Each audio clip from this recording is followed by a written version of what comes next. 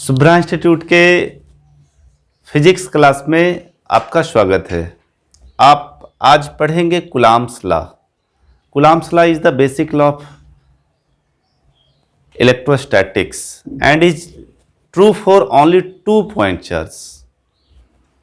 Coulomb's law electrostatics का पहला law है जिसके बारे में हम लोग समझेंगे और मूल नियम के रूप से में भी जानते हैं। कूलॉम्स लॉ क्या है? तो सर सीए कूलॉम ने दो आवेशों के बीच लगने वाला आकर्षण और प्रतिकर्षण बल के संबंध में जो नियम दिया उसे कूलॉम का नियम कहते हैं। In 1785, Sir C.A. Coulomb gave the relationship between two different charges known as Coulomb's law. It states that the attraction or repulsion force between two different charges is directly proportional to product of magnitude of charge and inversely proportional to square of the distance between them. मैंने आपको बताया in 1785 sir C.A. Coulomb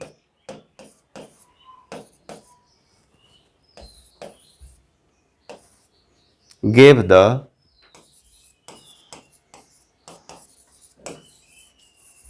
relationship between two different charges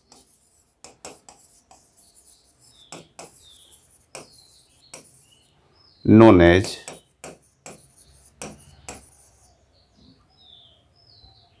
Coulomb's law। मैंने आपको बताया कि 1785 ईस्वी में sir C.A. Coulomb ने दो आवेशों के बीच जो संबंध दिया वही जो है सो कूलॉम्स लॉ कहलाया। In 1785 sir C.A. Coulomb gave the relationship between two different charges known as Coulomb's law. It states that उन्होंने बतलाया it states that the attraction or repulsion force between two charges is directly proportional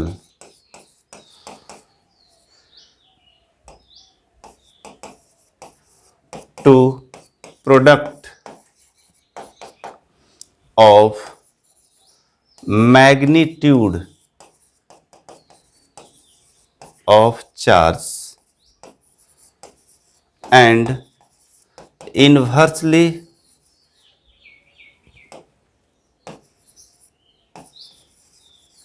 proportional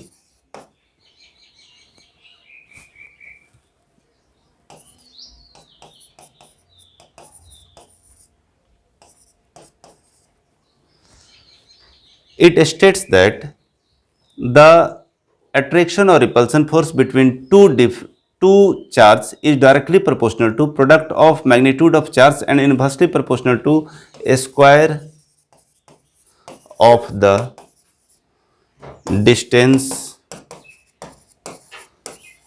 between them। इसको हम लोग practically भी समझेंगे। दो आवेश electrostatics जो हम लोग पढ़ रहे हैं वो दो आवेश का ही रिलेशन है। दो आवेश अगर दोनों पॉजिटिव है तो क्या करेगा? रिपल्सन करेगा। दोनों आवेश नेगेटिव है तो भी रिपल्सन करेगा, लेकिन एक पॉजिटिव और एक नेगेटिव होगा तो अट्रैक्शन करेगा। पहला नेगेटिव दूसरा पॉजिटिव होगा तब भी अट्रैक्शन करेगा। तो आखिर ये अट्रैक्शन जो फोर्स होगा वो कितना होगा? जैसे अगर हम इसको पेन को यहाँ से छोड़ दें तो ये नीचे चला आता है, तो कुछ ना कुछ फोर्स से तो पृथ्वी अपनी ओर उसको खींच रही है। तो उसी प्रकार चार्ज पे कैसे डिपेंड करता है उसका अट्रैक्शन और रिपल्सन, इसका रिलेशन है कूलॉम्स लॉ में। इसमें हम लोगों ने पढ़ा कि it states that the attraction और repulsion force between two different charge is directly proportional to product of magnitude of charge and inversely proportional to square of the distance between them। तो इसी तरह से हम लोग कंसिडर करते हैं एक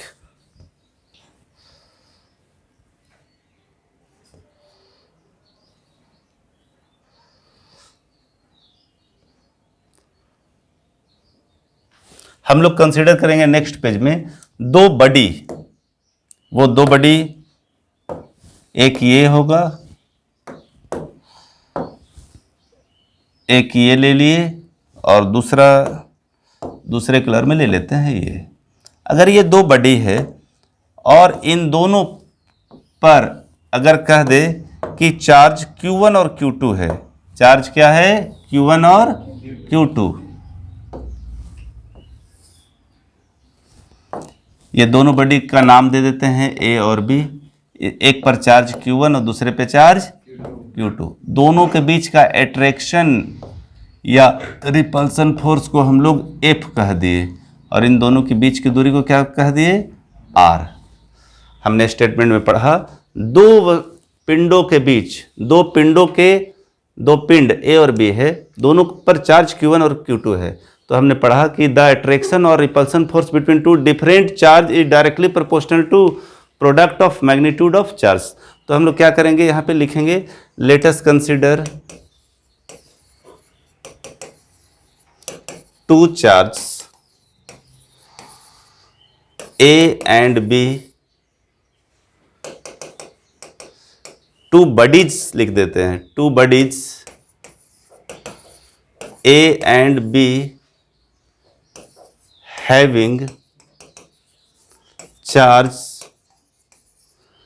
Q1 और Q2, Q1 और and Q2 separated by distance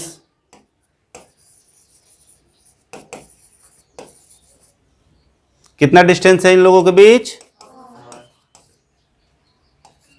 R है।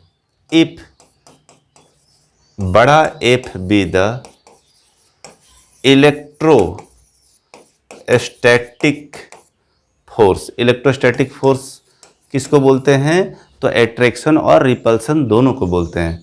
If F be the electrostatic force between A and B, then from Coulomb's law, then from Coulomb's law. तो यदि इन दोनों के बीच जो है सो अट्रैक्शन फोर्स F है, तो कूलॉम्स लॉ से हम क्या पढ़े अभी हम लोगों ने पढ़ा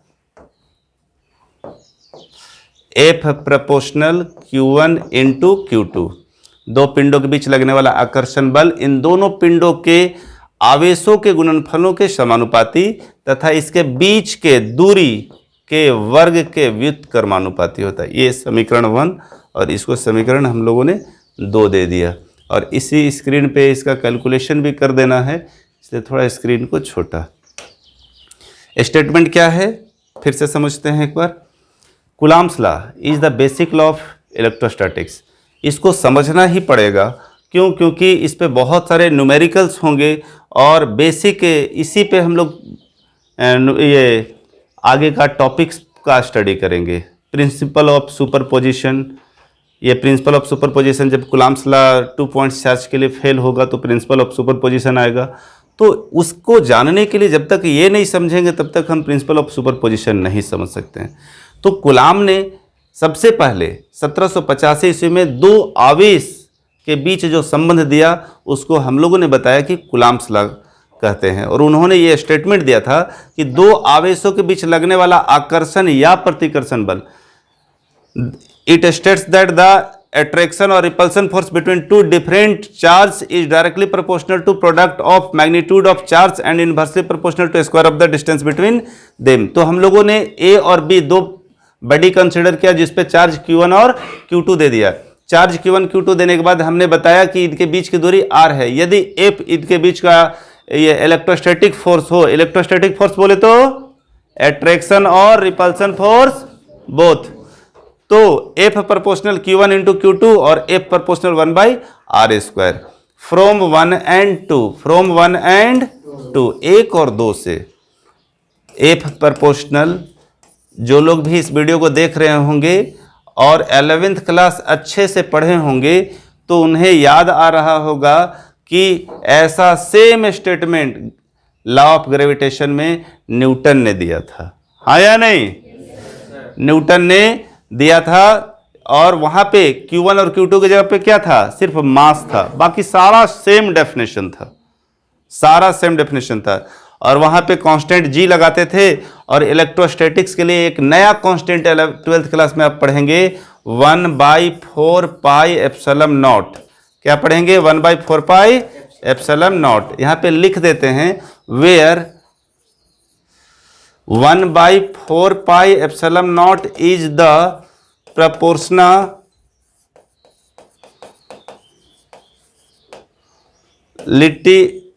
proportionality of constant and its value is 9 into 10 to the power 9 newton metre square per coulomb square होता है। क्लियर है ना? तो यहां जो प्रोपोर्शनलिटी के बाद जो कांस्टेंट हम लोग लाए हैं वो कांस्टेंट क्या है? 1/4 पाई एप्सिलॉन नॉट। उसका वैल्यू कितना है? 9 into 10 to the power 9 newton metre square per coulomb square. इसमें यहां पे आपको याद रखना है कि ये एप्सिलॉन नॉट, क्या? Epsilon naught is the absolute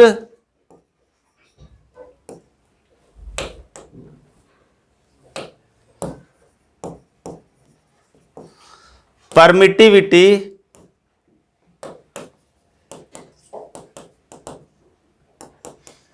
of air and its value is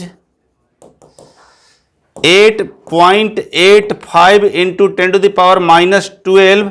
और इस यूनिट का उल्टा लिखना है आपको, कूलम स्क्वायर पर न्यूटन पर मीटर स्क्वायर। इस पे बहुत सारे क्वेश्चंस का सॉल्यूशन होगा। यदि कहीं भी दो चार्ज दिया रहे तो वो चार्ज एक दूसरे को कितना फोर्स से अट्रैक्ट करेगा या कितना फोर्स से रिपेल करेगा, ये इसी फॉर्मूला के द्वारा हम लोग निकाल सकते हैं। तो एक बेसिक क्वेश्चन जो एनसीईआरटी में आपका पड़ा हुआ है, हम उससे लेते हैं और हम आपको बताएंगे कि इसका सॉल्यूशन हम लोग कैसे करेंगे। आप पढ़ रहे हैं फिजिक्स और फिजिक्स में पढ़ रहे हैं लेसन नंबर 1 इलेक्ट्रोस्टैटिक, या लेसन 1 का नाम है इलेक्ट्रिक चार्ज एंड फील्ड। ये आपका बुक का एक्सरसाइज का क्वेश्चन है और इसी एक्सरसाइज के क्वेश्चन को आज हम लोग कूलम्स लॉ पर बनाएंगे और उसके लिए इस क्वेश्चन को हम लोग कवर कर लेते हैं।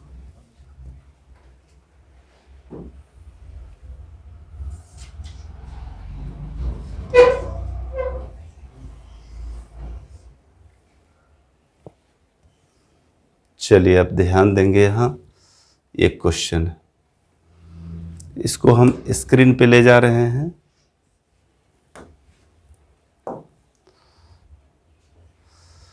क्वेश्चन क्या है? जो भी हम लोगों ने कूलम्स लॉ पढ़ा तो उसमें क्या ध्यान रखना और कैसे क्वेश्चन बनेगा, ये एनसीईआरटी का पहला क्वेश्चन है। क्वेश्चन है what is the force between to small charged, what is the force between to small charged spheres having charge of 2 into 10 to the power -7 coulomb and 3 into 10 to the power -7 placed 30 centimetre apart in air. अगर दो charge जिस पर charge क्रमशः 2 × 10 का power -7 coulomb है और 3 × 10 का power -7 coulomb है और ये एक दूसरे से मात्र 30 सेंटीमीटर की दूरी पे स्थित है, तो उन दोनों के बीच का फोर्स क्या होगा वो हम लोगों को फाइंड करना है। तो अभी अभी हम लोगों ने पढ़ा कूलम्स लॉ और कूलम्स लॉ में ये भी देखा कि अगर दो ऑब्जेक्ट हो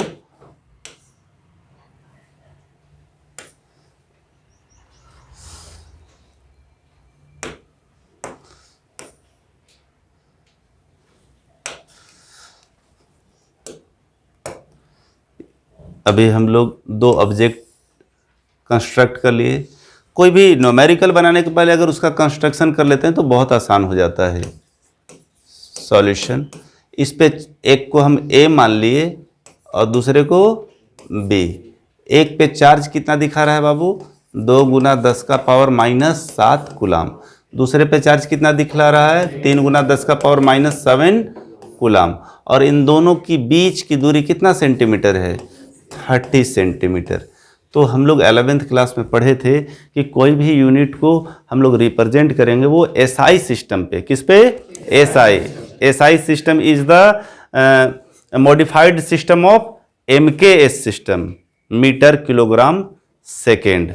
मतलब कोई भी क्वेश्चन होगा तो उसको मीटर में, किलोग्राम में या सेकंड में कन्वर्ट करना है। ये सेंटीमीटर में, तो क्या में कन्वर्ट करके बनाएंगे? मीटर में। क्या में? मीटर में। ये Q1 दिया हुआ और ये Q2। We know that from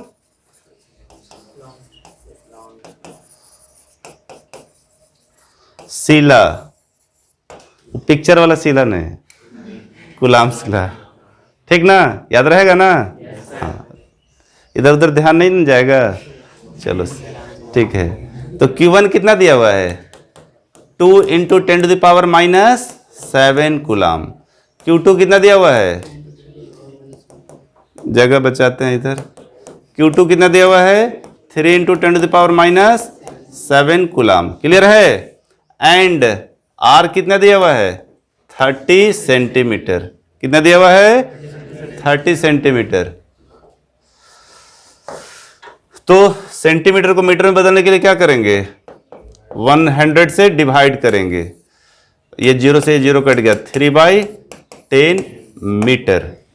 ठीक है, ये तो गिवन था। ये क्या है? गिवन।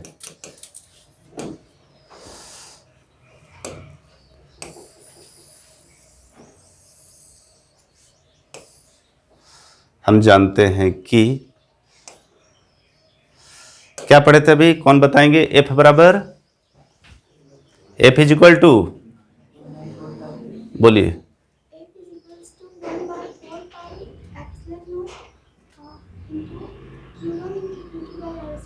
कितना लोग को याद है?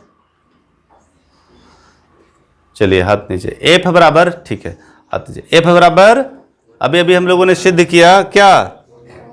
1/4πε0 Q1 × Q2 बटा R स्क्वायर। ठीक है, और सच बताएं तो आप इसको पहले ही पहला लेसन में फिजिक्स का पढ़ चुके हैं। सेकेंड ईयर में भी पहला लेसन और फर्स्ट ईयर में भी पहला लेसन।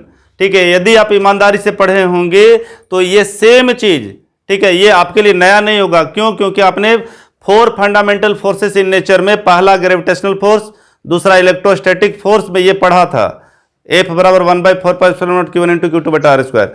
स्ट्रॉन्ग न्यूक्लियर फोर्स और वीक न्यूक्लियर फोर्स, तो वही सेकेंड नंबर का है जो यहाँ कुलाम्स लॉ के नाम से जाना जा रहा है।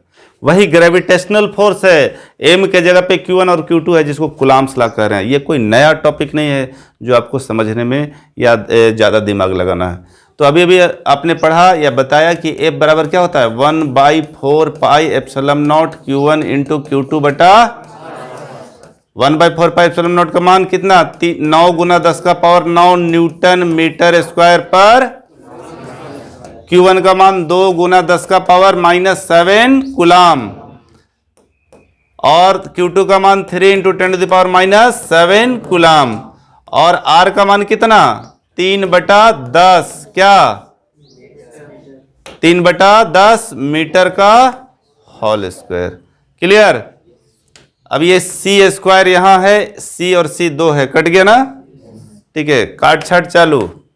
यहां कितना बच गया? 9 है ना? 9 यहां 2 और 3, 3 दूना 6। क्लियर? 10 का पावर -7 और 10 का पावर -7 कितना हो गया? -14 में 9 चला गया, कितना बचेगा? 14 में 9 चला गया तो -5 बचा हुआ। क्या आपके पास है? न्यूटन और मीटर स्क्वायर। ठीक है, अलग कलर से लिख दे ताकि ये अलग दिखे, थोड़ा सा और ऊपर। और बटा में क्या बचा हुआ है? 3/10 का होल स्क्वायर है तो 9/, 10 का होल स्क्वायर कर दे, 3 का स्क्वायर 9 लिख दिए और 10 का स्क्वायर रहने दिए मीटर स्क्वायर। तो ये मीटर स्क्वायर से ये मीटर स्क्वायर चला गया, ये 9 से ये 9 चला गया और बच गया आपके पास 6 × 10⁻⁵ न्यूटन। न्यूटन को थोड़ा देर में लिखते हैं, देर में नहीं, थोड़ा आगे। 10 का पावर 2 प्लस में है तो प्लस में ही रहेगा, ऊपर चला जाएगा। और यही है आपका आंसर कि दो बडी जिस पर चार्ज 2 × 10⁻⁷ कूलाम और दूसरे पे चार्ज 3 × 10⁻⁷ कूलाम होगा और दोनों यदि 30 सेंटीमीटर की दूरी पे होगा तो उसके बीच जो एट्रैक्शन फोर्स होगा सो बहुत कम होगा। और कम मतलब कितना? 0.006 न्यूटन, 0.006 न्यूटन।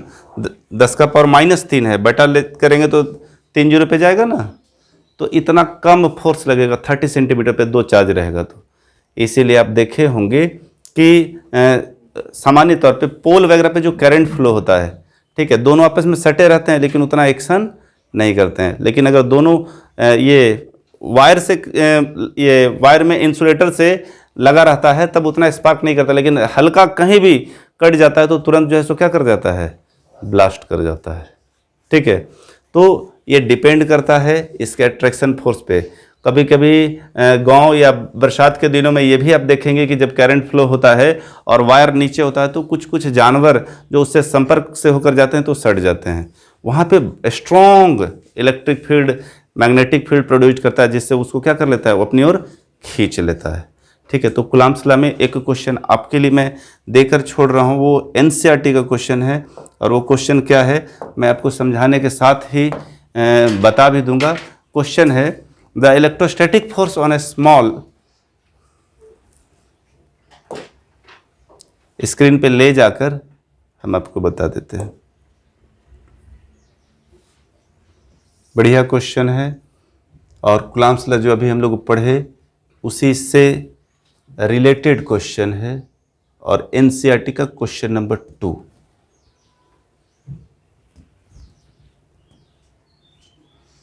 ये आपके लिए होमवर्क का क्वेश्चन है, आप ध्यान देंगे और बनाने के बाद आंसर कमेंट में लिखेंगे। क्वेश्चन है the electrostatic force on a small sphere of charge 0.4 μc।